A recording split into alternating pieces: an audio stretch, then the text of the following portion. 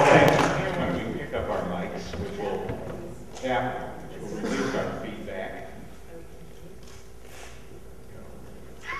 Well, let me just tell you, we have been trying to get to this day for 4 years, and every time we call, the good news for an actress is she's working. Yeah. That's always what we were told. She's working, she's doing her series. But you didn't believe it. We did believe it, and I believe that body of work really demonstrates a hard-working actress who has dedicated her whole career to doing something that very few people have achieved, which is really creating an image that was so powerful and so meaningful to such a large group of people, not just African Americans, but I can attest, as someone who saw Black Mama, White Mama. How many times?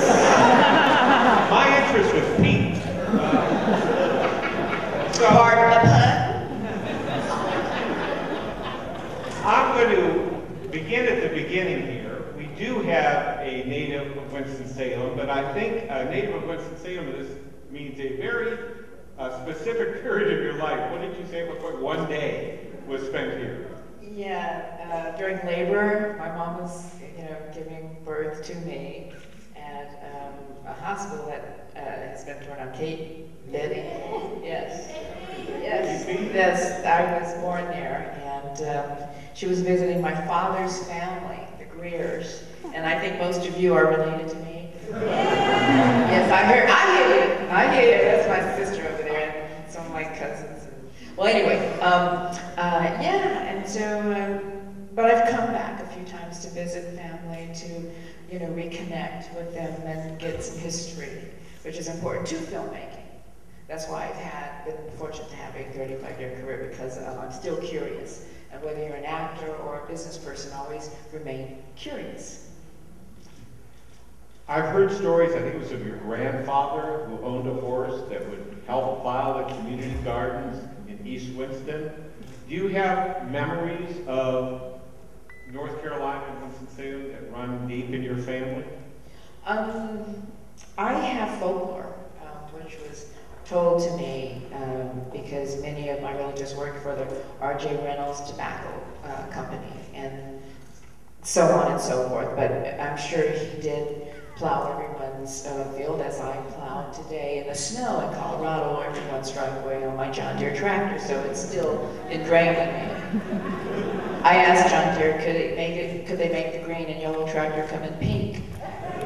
And did they for you? For you, they will. However, they'll know it's me, so I forgot. I don't want the pink. I know you were a military brat. Your father was in the Air Force. You lived all over the world, but you lived for quite a few years in Europe. And how do you think that affected the sort of evolution of who you became as a person? Well, when you're outside of this country, you realize there are other countries and peoples and cultures, and it's an education, a broad spectrum of how people perceive us. You're out of the forest, you can see the trees better, and when I saw London and the countryside of England with the bomb craters being totally bombed out, it gave me a great perspective. And when you would come home to America, you would see we didn't have it, well, since the Civil War and all that, but we didn't have a current war on our land, and it gave me a more perspective of appreciation of what it would be like in a safe country, and how the people in London rebuilt were so close. There were so many cultures already there in England. So I saw a multicultural in the 60s and the 50s of people. And so I said, that's how the world is.